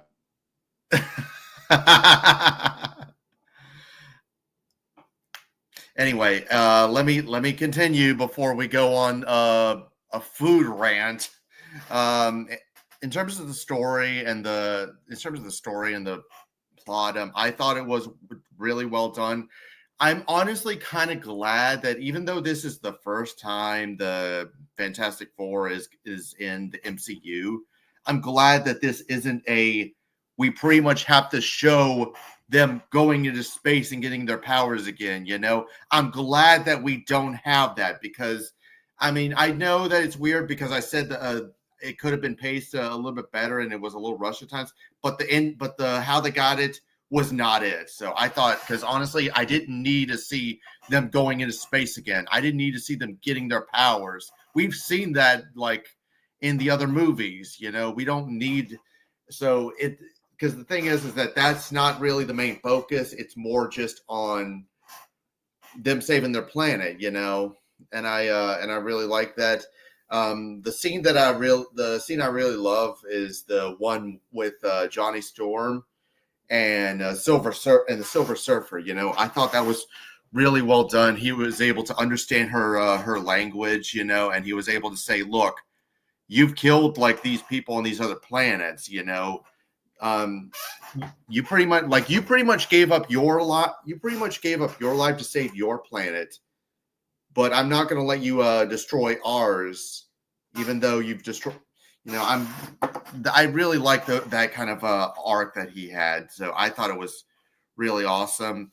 And I did like but yeah, I did like how that was going. And then I also like the dynamic that they played with because it's pretty much like he has to give the baby up that Richard and or Reed and Sue have to choose between their home planet and the people around them, the people they love, or their baby. And the thing is that I like how it's like trying to choose between a rock and a hard place. And I like how they were trying to work on finding alternative options, because they don't want to do with either of them. So I really like those kinds of.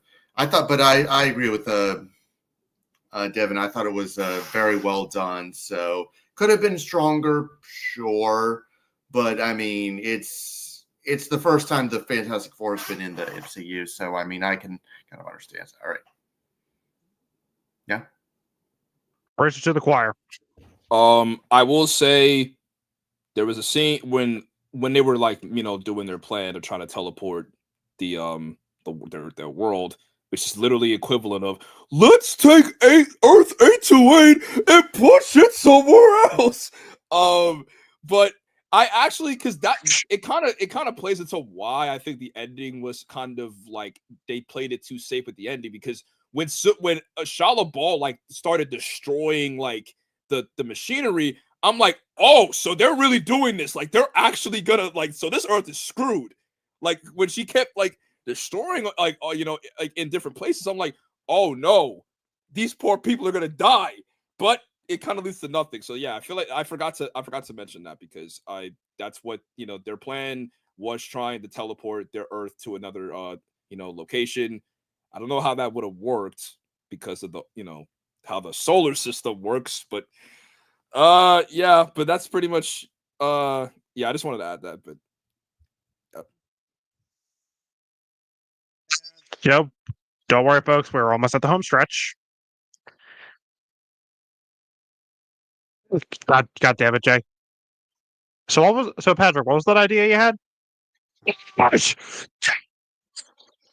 March! Yeah, we made it! The world just Boom. falls in the city. Ow. Nah. Oh, fuck Perfect. yeah. And favorite scene or scenes?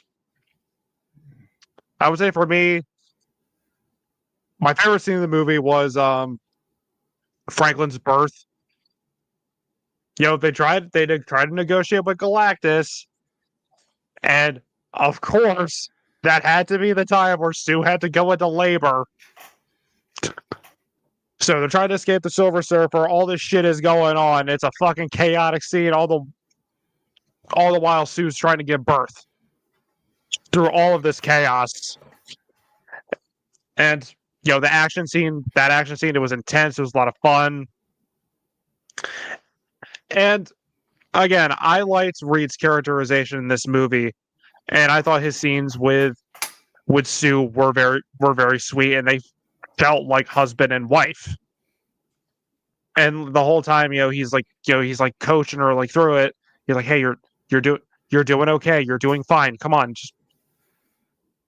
And then the baby is born. Like that was, yes. I wish we would stop seeing CGI babies. I can understand why they did it in the Flash, because they don't want a real.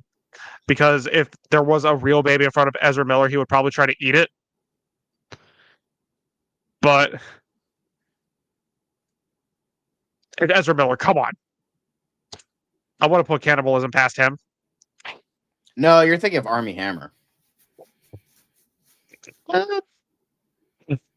But that was a very intense, but also very sweet scene. I loved when Johnny was talking to the Silver Surfer in her language, and the speech that Sue gave, to the public, and also that fucking mid-credit scene. That mid-credit scene, holy shit, my body is fucking ready. That was a good oh shit moment. I never thought I would say I'm actually looking forward to Avengers Doomsday. But the minute that scene happened and we see Dr. Doom talking to Franklin, all right, you had my curiosity. Now you got my attention. So I'd say those were some of my favorite scenes. My favorite scene was the ship escape scene, her birth, them slingshotting around the black hole. That entire scene was excellent. Pretty much. Yeah, and that was. I mean, I also really liked the scene with Shala Ball and Johnny Storm. Also very well done, but those were definitely those were like so good that I'm like, these should be in a better movie. I'm like, because I was literally watching the ship escape scene. I'm like, wait, this is actually like fucking excellent. Why aren't we getting this in the rest of the movie? And then the Shala Ball scene was like, whoa, this is sending chills down my spine. This was really good. And then that was it. Everything else was just kind of not very memorable and not terribly interesting. But those two scenes were great, so I'll give them that. So yeah, I will be different here and say that. I mean, I've talked about it to death already, but did I forget to mention that I liked the scenes where Sue Storm is giving a speech? If I didn't, I'll say it again. The Sue Storm giving a speech to the people of New York, that was a great and that was an amazing scene. It was about time we had because again, I feel like this is the reason why. And I will hey, if I have to be the one that gets political with this shit, then so be it. The MCU has been bad, but one of the main reasons, and it's not entirely the MCU's fault, but they don't help. Female characters have not been written well when it comes to the MCU in a long time. The last time, and Gamora and Natasha do not count. They are already existing characters. If we're talking about new characters, I feel like the only character that's new, and that is I'll give two female characters that were done very well that I can think of at the top of my head that were done well was Imani Vellani in Miss Marvel. She was amazing. And why am I drawing her name in a blank? Kate Bishop, played by damn it, what's her name? Haley Steinfeld? Yes, Haley Steinfeld. They were great, but She-Hulk, I'm sorry, was not my cup of tea. Captain Marvel was not my cup of tea. And it's not because I just didn't think they were written well. And it could have been great, but they weren't written well. Same with Echo. Echo was not a likable character at all. Neither was, and again, I'm sorry, I'm not trying to make it seem I wanted to like these projects, but it just was not written well. I think the worst offender recently is Ironheart, because Ironheart is a very unlikable person who does a lot of bad things and doesn't get any consequences. How am I supposed to watch a show about a character who is supposed to be a hero but has done bad things and gets no consequences? But I say all that to say this. When this movie first got announced and it was implied that Sue Storm was going to be the main character, of course you had people complaining. You had everybody being like, oh my God, it's woke. Oh my God, the man. God, how dare a woman be a main character of a movie, even though her being the main character kind of makes a lot of sense considering agenda. Literally, her being, if you really think about it, her being the main character of the film makes so much sense considering she is literally the glue that keeps the group together. She is the glue that holds the group together. And her giving that speech is the reason why because she was her connections with Reed, Johnny, and Ben is what keeps this group together and keeps them mentally and emotionally at bay.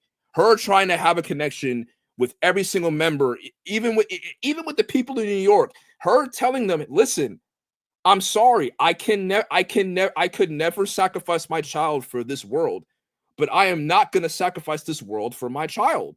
I'm going to find a way to save you guys because they are not. I will be damned if Galactus comes to my Earth and threatens the people that I love and tries to get me to give something that I love up. No, we are going to get through this because we are a family, and I need your help because we need to fight back against an evil force here. That was amazing. Sue Storm is one of the founding mothers, unironically, because she is a mother, no pun intended, but she is one of the founding mothers of female superheroes. And I am so glad that after 31 years, she's finally done right in a comic book film. Oh my gosh, it was amazing. And it's enough to make a grown man cry. Seriously. The fact that it took 31 years is ridiculous. Nobody in here is even 31 years old yet. That's how bad it is. I'm saying this because we're all young men. Wait, how old? Wait, you're in your 30s? I'm 36. Oh. Okay, you know what you know what I mean. Take it as a compliment. To be fair, Rob, you have a baby face. You look great for your 30s. Thank you. Sub 30 here. Okay, but yeah, I really like that scene, and it really stood out to me because I'm glad that Marvel and Disney finally decided, listen, we messed up with Captain Marvel, we messed up with a lot of characters, and again, I'm not saying it's entirely their fault.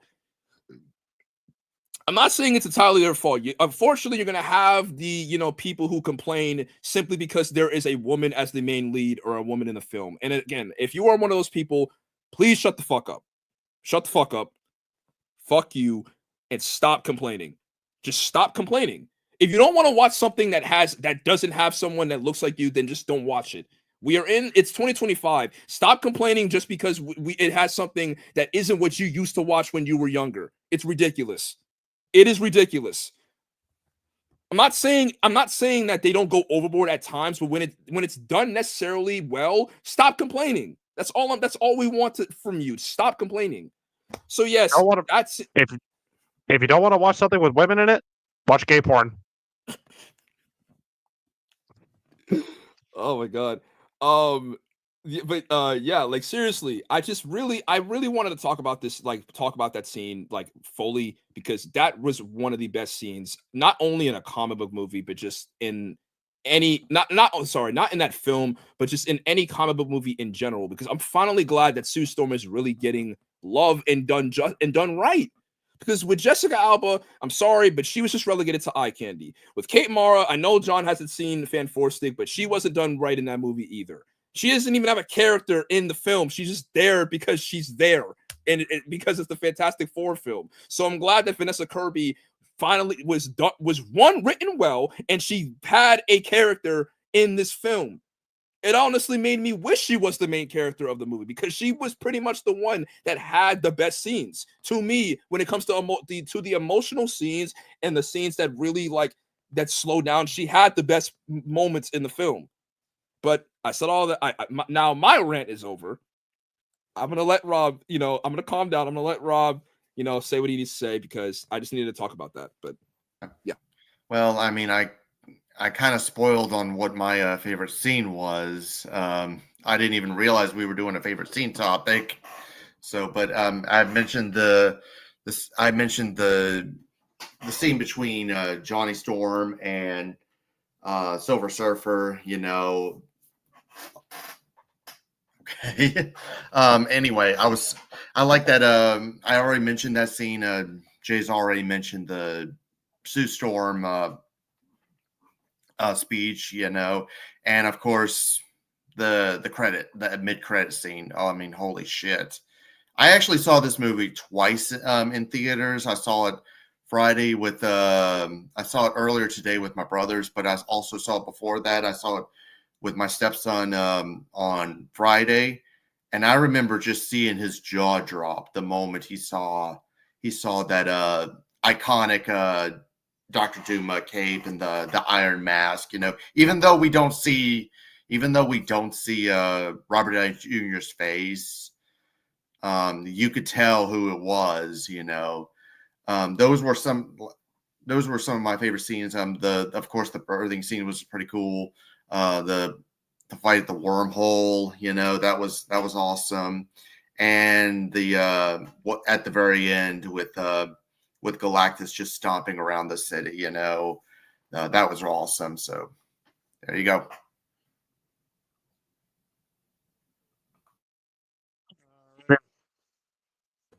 Oh, Now, what's up, Jay? I forgot to talk about the post-credit scene. Yeah, post-credit scene was cool. I mean, still not a fan of the casting, but hey, I'm glad. I don't think any of us like that, man. How I'm just sorry. Oh, Go my on. fault. No, you go on. You go on. Was that actually an Iron Man mask? Didn't look like it. No, It didn't. All right, at least Nope, it wasn't. It was a Doctor Doom mask. Yeah, it looked at like least- a Doctor Doom mask. At least we got that. At least we have that. At least not a stupid Iron Man mask.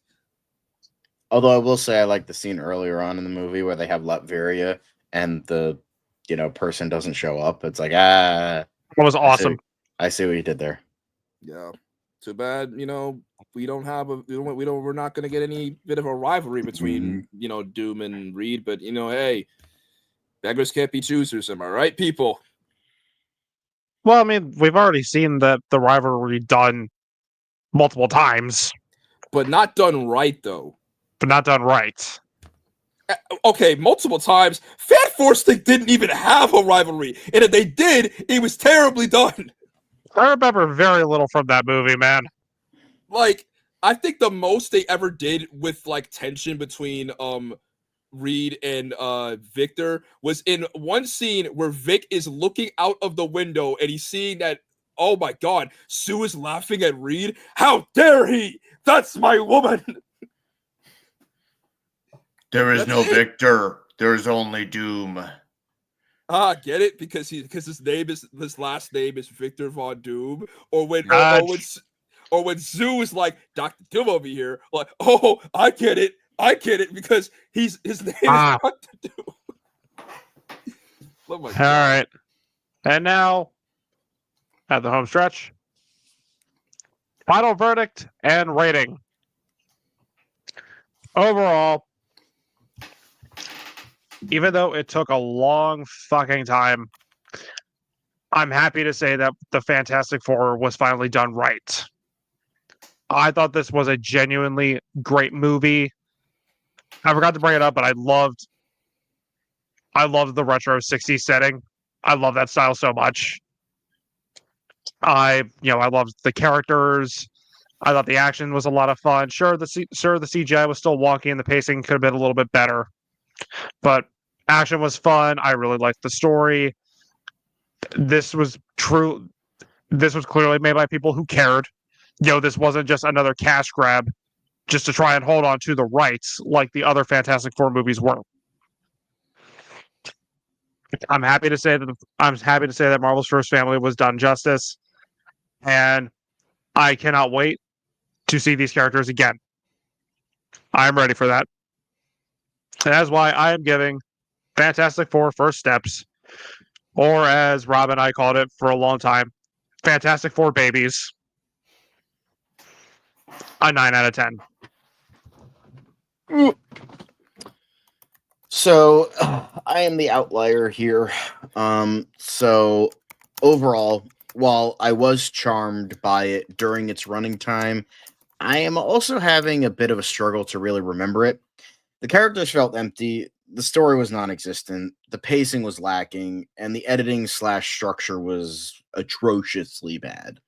However, the acting was good from all accounts. Ralph Ineson and Julia Gardner giving the best performances. The action sequences were fun. I thought the interstellar ship escape birthing sequence was the best. Third act sequence was okay, but typical Marvel fare. And the flashback sequence was fun, albeit poorly edited. It was, all of them were still fun. The movie was entertaining. The world was cool, as Devin just mentioned. The retrofuturism was fantastic. Stuff like Tomorrowland and like that kind of vibe of or Incredibles is another great example where it's like retro, but it's supposed to be like using futuristic technology. It was great. The score was, of course, excellent because Michael Giacchino's the fucking goat. And it had some really good moments here and there. The Shalabal sequence as well is another highlight for me. It's not a bad film by any means, and I didn't expect much, yet I was still left disappointed. And I just wish the Fantastic Four could get a truly amazing movie that bears the name Fantastic Four, because still the best Fantastic Four film is The Incredibles and The Incredibles 2. Can't wait for The Incredibles 3 then, if that's the case. But with that, I give this film a 6.5 out of 10. So, considering that this is the second comic book film in the last month to come out, I would say this movie does things that Superman does not do, and Superman does things that the Fantastic Four does not do. So, where do I try? I was trying to think on which did I like more, and I wound up saying Superman is better. It has a better story, and it definitely does things a lot better to the film's dismay. And with that, Considering that I gave Superman an 8.5, I'm going to give this movie an 8 out of 10. Still a good movie, but yeah, sorry, Superman got you beat. But knowing Marvel, it's unfortunate that Fantastic Four is probably gonna make more money because it has it already has history of Disney and Marvel backing them. So not that I don't want it to not make money, but you know what I mean. Okay. Anyway, so overall, I honestly think this was a great time. This was actually way better than I was ever expecting this to be. Remember, I came in with low expectations with this, and this honestly came out to be a fun movie. I wouldn't say that is this my favorite comic book movie of the year? No. Honestly, I think Superman gets better and better the more I think about it.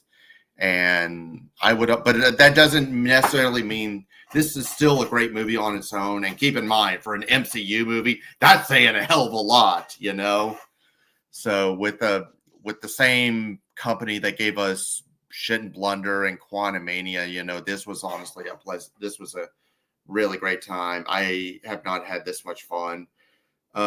Sure, it had some problems, it has problems with like some of the pacing, things like that.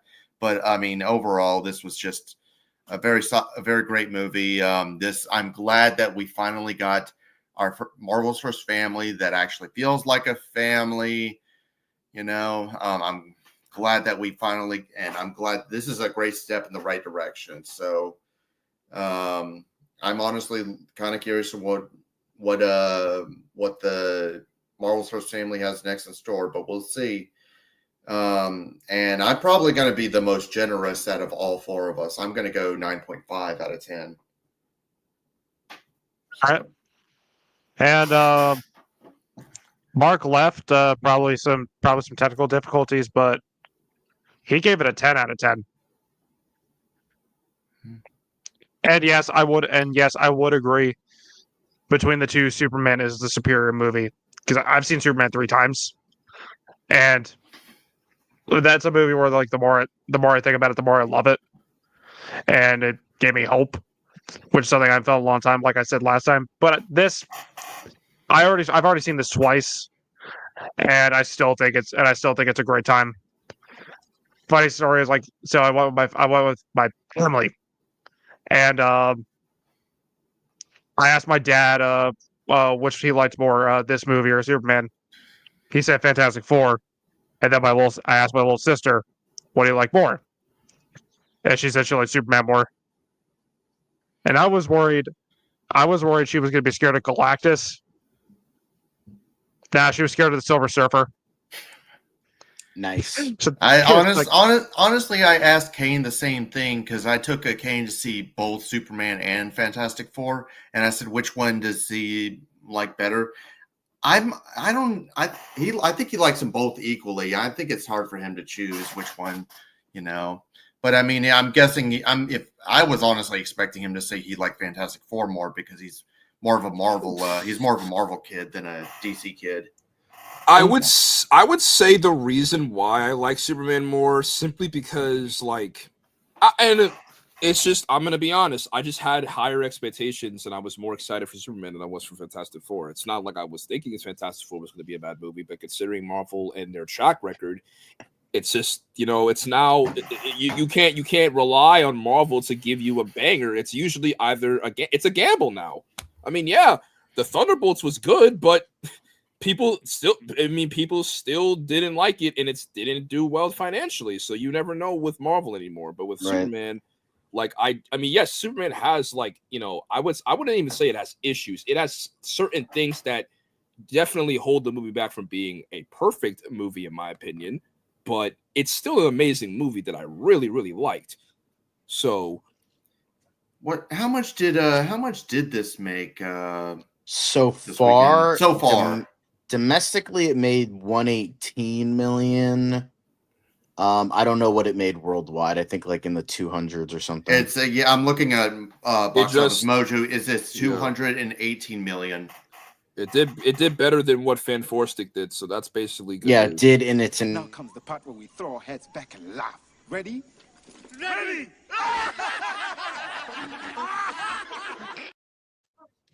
Oh, look, it's a monkey. No, you went to the wrong side, Rob. It's supposed to Oh. be this side. Oh yeah. By the way, by the way, because it isn't a stream without me saying something about making fun of myself. Mr. Reed, you kicked my cousin into the ocean, man. Not cool, bro. Oh, come on. Like, what did he do to you, man? Jay's the reason we're gonna get canceled. It can't. I am making the joke. They'll still find a way. Come on. It's 2025. I know. I just listen, man. Listen. It's funny when I do it. Indeed. It's funny when I do it, and besides, I honestly think it's funny. I genuinely do think it's funny when I do it. It's the fact that I just come up with it off the dome. All right. That being said, hey Rob, what are we reviewing next? So our next review, we actually got 2 reviews next weekend. So next weekend we are doing. I'm not sure which one we've decided to do first because I don't think we got it fully answered. But anyway, the 2 we're reviewing are the Naked Gun reboot, starring Liam Neeson, and that's going to be hosted by Zach, and Bad Guys 2, and that's going to be hosted by me. So we're reviewing both of them next weekend. I'm not sure which one we agree to do first. Let's just do Naked Gun first, Bad Guys 2 second. Boom, there we go. I made an executive fucking decision. All right. All right, that works. That works. All right, so those are our thoughts on Fantastic Four First Steps. And I'd say overall, we say check it out. Yeah, I say check it out on streaming. Maybe not in the theater. Yeah, honestly, even though one of the 5 of us had more issues with it than not. Overall, it's a good movie, man. Like, I'm just glad that the MCU finally decided to give us a Marvel movie that wasn't bad. It was genuinely good. It had some things that we liked. It had some things that we didn't like, but overall, it was a good movie. But I gotta say, it was fantastic. Say that again. It's fantastic. Yes, it is. Wait, guys. I got the new name for our show.